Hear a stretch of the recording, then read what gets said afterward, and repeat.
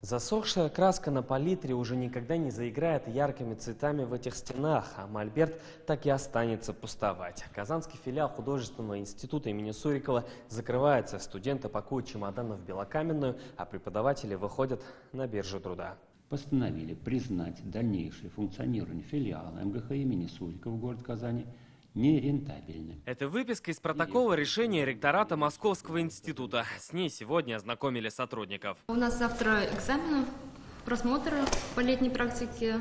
А уже послезавтра чемодан, вокзал Москва. А Элита Шарафиева ломает голову, как перевести туда десятки своих работ. По ее словам, слухи о закрытии были уже давно, но решение все равно оказалось неожиданным. Преподаватели так говорили, что вот вас переведут, может даже с начала даже года. Ну это слухи. Не знаю. Слухи оказались правдой. Да.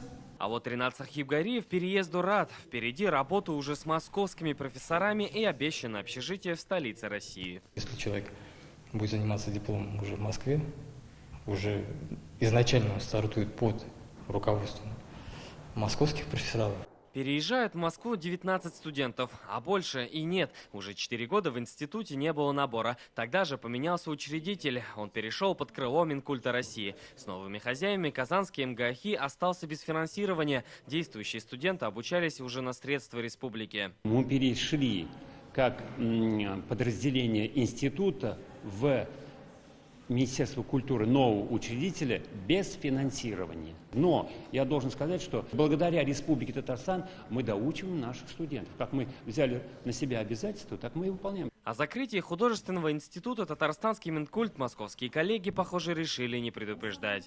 По состоянию на 3 октября 2017 года уведомление Министерства культуры Российской Федерации о проведении ученого совета, на котором будет рассматриваться вопрос о дальнейшей судьбе казанского филиала, в Министерство культуры Татарстана не поступало. С оттоком кадров мастера кисти уже подняли вопрос о будущем татарской художественной школы.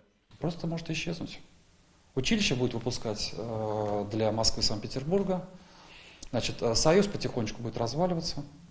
Как динозавры уходили. В помощь татарской школе должен прийти Институт культуры. С этого года на его базе открылся факультет художественной культуры. Салават Мухаммадуллин, Рамзиль Гарипов, ТНВ, Казань.